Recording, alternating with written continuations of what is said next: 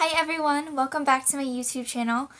So today is Halloween and I felt like it was appropriate to share with you guys my two things that have changed my life for finances because for many of us finances can be scary, they can be confusing, they can even be a little tricky and stuff. So I just wanted to share with you two things that have drastically changed my life when it comes to money because for me personally, which I'm sure many of you feel this way as well, but I really want to be financially free. I want to be financially independent. I want to be just have fun with money and not really have to worry if about my investments and worry if I'm getting enough money back or something like that. So there are a lot of tricky businesses and corporations out there that they're meant to, more better themselves rather than us.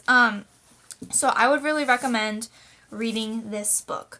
I know you're like, another book to read, but really I think this should be in school curriculum for economics. That's how drastically this book has changed my life. I love it. It's taught me about where to invest and where to not invest, when to, when, where, how often. It's amazing. And he teaches you billionaires' secrets as well, and how people who did survive the 2008 crash, he teaches you their tricks and everything. So it's an amazing read. And if you don't know where to start with finances, or if you have started and you just feel like you're just kind of beating the bush and just feel like you're just kind of running in circles and everything, I would really recommend this book. It's called Money Master the Game by Tony Robbins. You can find it on Amazon. I think it's only $14 or $15, which is such a steal. Thinking about how much it has affected my personal life already, I'm like, man, only $14, and this book is really, really informational and stuff, and it's already inspired me and taught me so much, and I've only invested $14 into it. How I look at it is we're educating ourselves about money by reading books like this. And think about it, if you have a disease, or if you're sick or anything, you're going to go to a doctor, or you're going to maybe read an article online or find a book about that disease and kind of educate yourself about it. When we have money problems or money disease, we don't really do that. We don't tend to educate ourselves. We tend to panic and let our emotions take over. So this book teaches you how to regulate that and where to basically, how he words it, you sleep well at night, essentially, with just some tactics he talks about. And they're not his. That's the thing. I'm not selling you on Tony Robbins' book.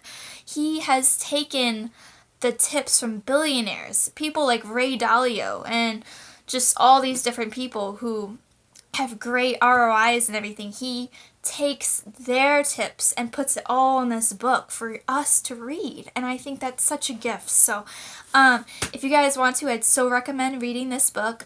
Like I said, you could find it on Amazon. Again, Money Master the Game by Tony Robbins, and the cool thing is the profits go to charity, so I love that. That's awesome. So there's one tip that I wanted to show you guys, and another thing that's drastically changed my life personally is keeping track of my money. Because I don't know about you guys, but I tend to just kind of spend money without thinking about it sometimes, and I'm just like, wow, where did that $100 go?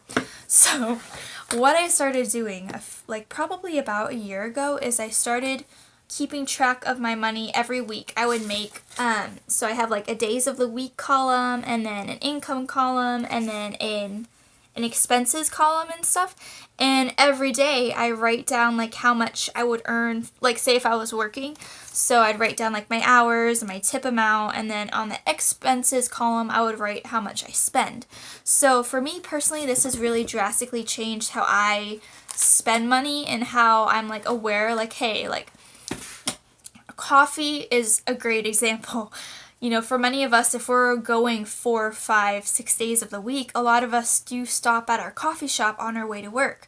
Where it's think about it, that's $4 or $5, for us who get lattes, it's $4 or $5 plus tip every day. And if we're doing that 4 or 5 days a week, that's $20 or $30 every week, and then that adds up to like over a month. That's $120 to $160 that we're spending on coffee.